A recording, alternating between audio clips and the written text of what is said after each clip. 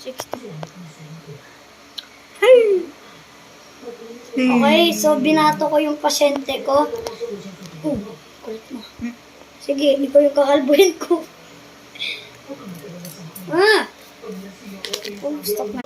So guys, ginawa po akong panot ni Kuya. Pogi. So guys, ginawa akong panot. Yan, dulo. Yan daw kayo sa Magkano Ryzen sahod Barbershop. Miss, Hindi ko na alam, guys. So guys, punta kayo dito sa Ryzen's Barbershop.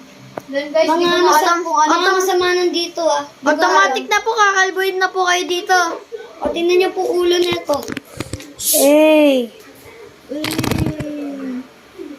Si Angeline?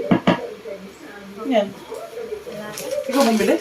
Hindi po, ginamit ito ng mami. Hindi ginawa niya. Nasa